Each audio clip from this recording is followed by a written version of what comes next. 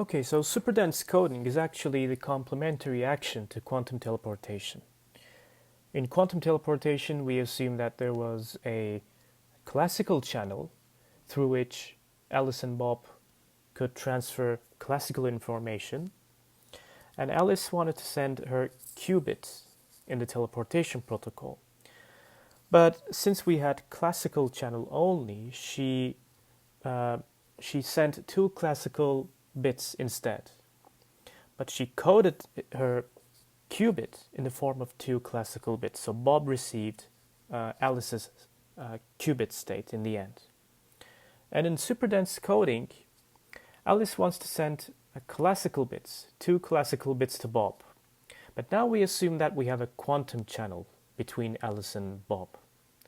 So Alice can send actually the state of a qubit directly to Bob. And by sending the state of a qubit, Bob will receive two classical bits of information. So this is superdense coding. So the information of two classical bits is coded by the state of a single qubit. So similar to the quantum teleportation protocol, in superdense coding, Alice and Bob share an initial EPR pair. So Alice and Bob share an EPR pair. Okay, so Alice wants to send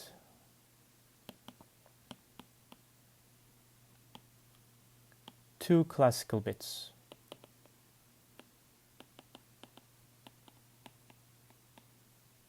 Okay, so this is the goal. But now she will send these two classical bits of information by an encoded qubit. Okay, so we assume that we have a quantum channel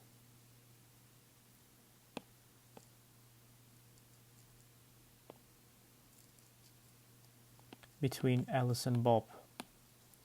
And Alice sends a single qubit, encoded qubit, of course,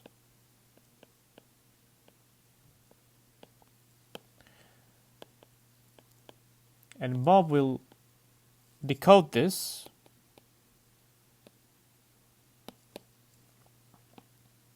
and get Alice's two classical bits.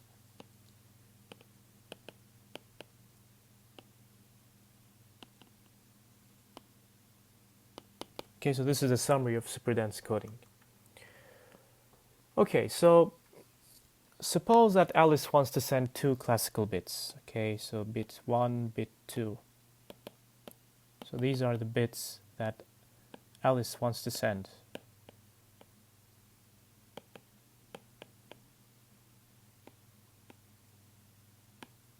Okay.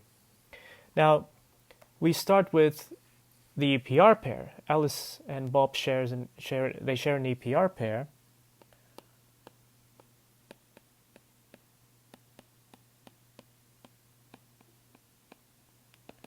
So this is the shared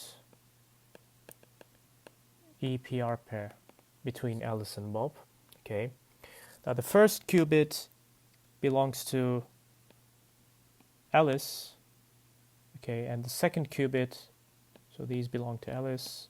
Second qubits belong to Bob. Okay, the second qubit belongs to Bob, the first qubit belongs to Alice. So in the superdense coding protocol, Alice will encode her qubit with respect to the classical bits that she wants to send. Now, if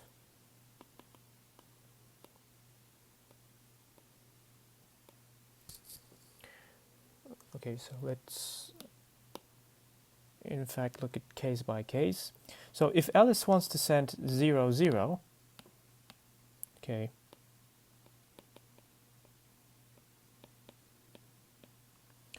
that is, if the first classical bit and the second classical bit that Alice wants to send are both 0, then Alice will do nothing.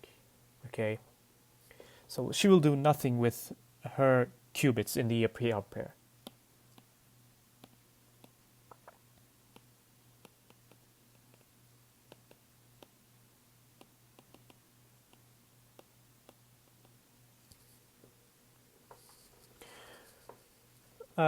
If B1, B2 is 0, 1, then Alice is going to apply a not transformation.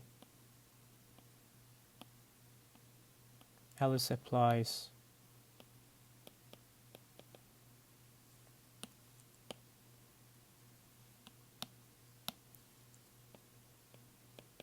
not transformation.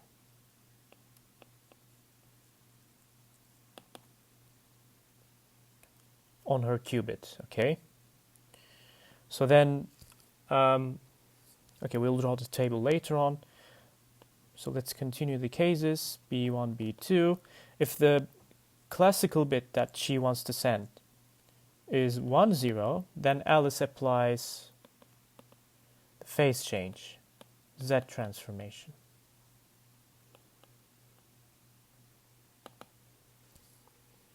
Okay, so not transformation, recall that this is also the X transformation, Pauli X gate. If she wants to send 1, 1, then she will perform a not transformation and a Z transformation.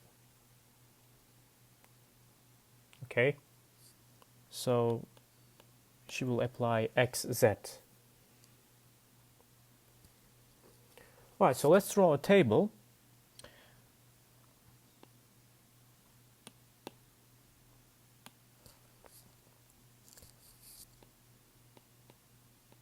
So these are the classical bits that Alice wants to send, and state after Alice's observation. Alice's operation, sorry. States after Alice's operation.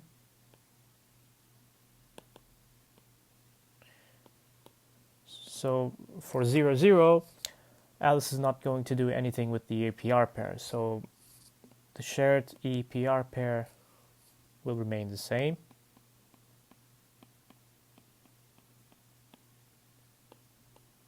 If she wants to send 0, 1, she's going to apply not transformation on her part. So the EPR pair will become 1, 0 plus 0, 1. Okay, so remember that only the first qubit belongs to Alice. If she wants to send 1, 0, then Alice is going to apply a Z transformation. So we have a phase change in this case. 0, 0 minus 1, 1.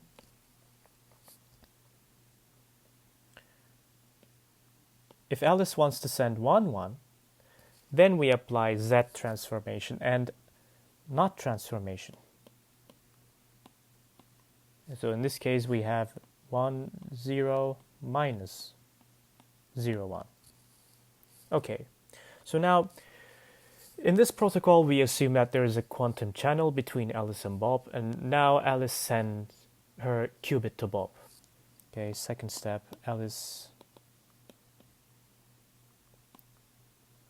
sends her qubit to Bob through the quantum channel.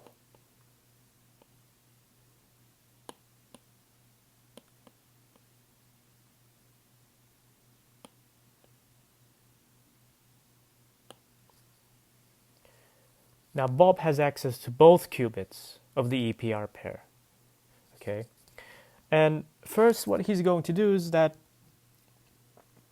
he's going to, so these are 2 qubits, let's say, received by Bob, and Bob is going to apply a C-naught transformation, okay, taking the first qubit as the control qubit and taking the second qubit as the target qubits. And then he's going to apply a Hadamard transformation on the first qubit. Okay, and he does nothing with the second qubit later on. And then he measures both qubits. So in other words, he's going to apply a 4x4 matrix, okay,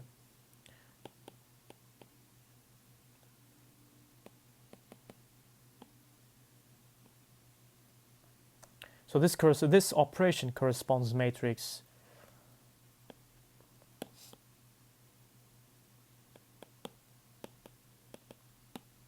B 1 over square root 2, 0, 1 over square root 2, 0, 0, 1 over square root 2, 0, minus 1 over square root 2, 0, 1 over square root 2, 0, 1 over square root 2, and then we have 1 over square root 2, 0, minus 1 over square root 2, 0. So recall that B is a unitary matrix, okay?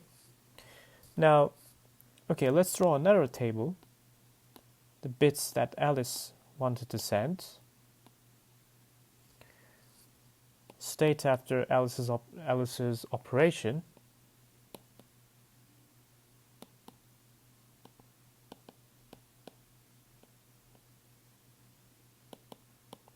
Okay, and state after Bob's operation, after Bob applies the B matrix, or simply this operation.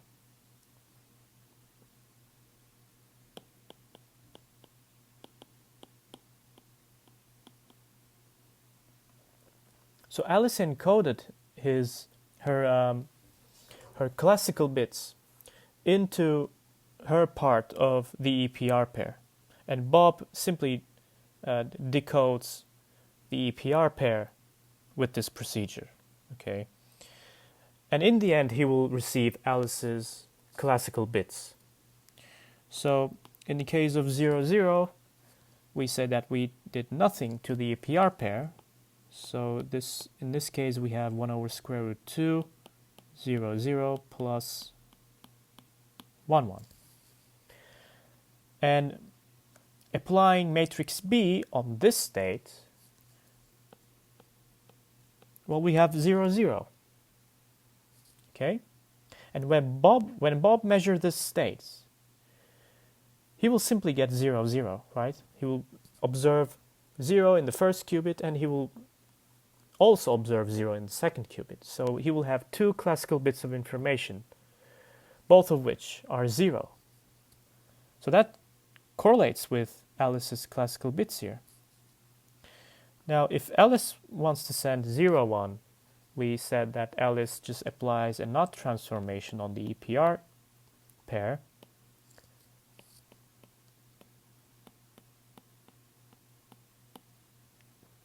And multiplying B with this state, the outcome will be 0, 1 basis vector. And Bob will, upon measuring this state, Bob will measure 0 in the first qubit, and he will measure 1 in the second qubit. Again, this correlates the classical bits that Alice wanted to send. Similarly for 1, 0. So in this case, Alice applies Z transformation.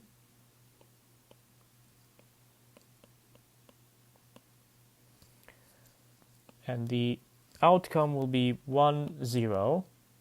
If we have 1, 1. Now Alice applies, we said that she applies both the NOT transformation and phase flip.